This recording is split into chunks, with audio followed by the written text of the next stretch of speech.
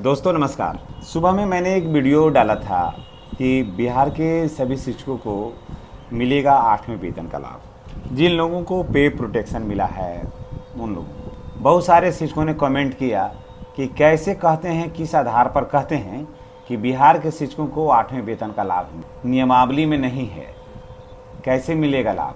दोस्तों मैं एक बात उन तमाम सम्मानित भाई बहनों से मैं पूछना चाहता हूँ कि जब ऑलरेडी पे प्रोटेक्शन मिल गया है, पे प्रोटेक्शन नहीं मिलता, जैसे देखिए, जैसे बहुत सारे शिक्षक जो थे वो सक्षमता परीक्षा दिए थे तो उनका मूल वेतन कितना था, 2500 रुपया माना गया था। बहुत दिनों तक 2500 रुपया मूल वेतन मान करके उसके बाद फिर सैलरी दिया जा रहा था, है ना। तो यहाँ पर पे प्रोटेक्शन नहीं था। अगर 2500 रुपया मूल वेतन मान करके ही आपका पेमेंट का भुगतान किया जाता, सैलरी का भुगतान किया जाता, तब तो ये लगता कि यहाँ पर मिलने का कोई सवाल नहीं है। तो यहाँ पर लगता कि हम लोग ही पहले कह रहे थे कि नहीं मिलेगा, लेकिन सरकार की अपनी बात, अपनी मर्जी, सरकार ने पे प्रोटेक्शन दे दिया, जो आप लोगों के बाद में आप लोग मांगे भी कि पे प्रोटेक्शन दीजिए। तो पे प्रोटेक्शन जब सरकार दे दी तो पे प्रोटेक्शन जो दिया गया वो कौन सा दिया गया, जो नियोजित शिक्षकों को मिल रहा है वो पे प्रोटेक्शन दिया गया, है ना, वही ना दिया गया। वहाँ से तो कोई कमी तो नहीं हुआ। मैं खास करके उन शिक्षकों को मैं कह रहा हूँ जो सक्षमता परीक्षा दे करके विशिष्ट शिक्षक बने हैं, मैं उनकी बात में कह रहा हूँ। बढ़िया से पहले इसको समझ लीजिएगा। तो जब सक्षमता परीक्षा दे करके विशिष्ट शिक्षक बने, उस समय आपका जब बने थे तो 2500 रुपया मूल वेतन था, जबकि उस समय आपका मूल वेतन एज ए नियोजित शिक्षक आपका मूल वेतन लगभग 31,000 के आसपास था। तो यहाँ पर आकर के क्या हो गया, 25,000 मूल वेतन।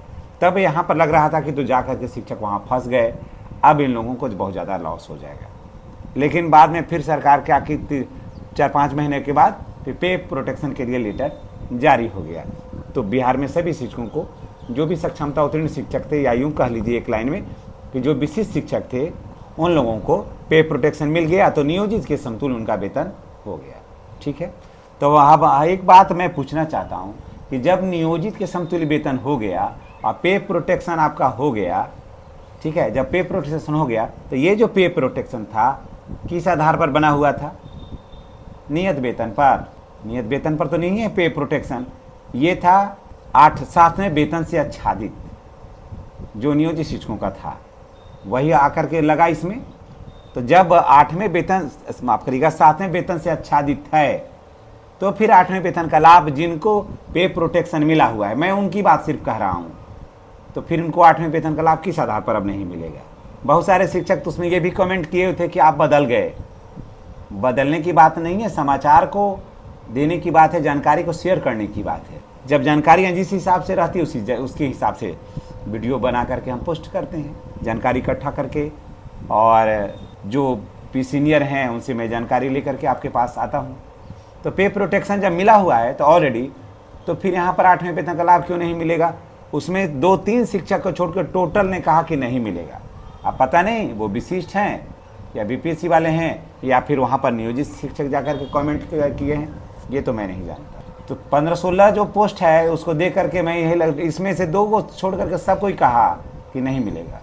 लेकिन सच्चाई ये है कि जब पे प्रोटेक्शन मिला है तो 8वें वेतन का लाभ भी उनको मिलेगा। मैं सिर्फ उसकी बात कह रहा हूँ जिनको पे प्रोटेक्शन मिला है, दूसरी की बात मैं अभी नहीं कर रहा हूँ। इसलिए जितने भी शिक्षक भाई बहन हैं वो इन बातों पर जान करके मायूस नहीं होइए कि 8वें वेतन का लाभ नहीं मिलेगा, तो बिल्कुल मिलेगा। जब पे प्रोटेक्शन ऑलरेडी है तो मिलना ही मिलना है। तो चलिए इसी के साथ हम आपसे विदा लेते हैं।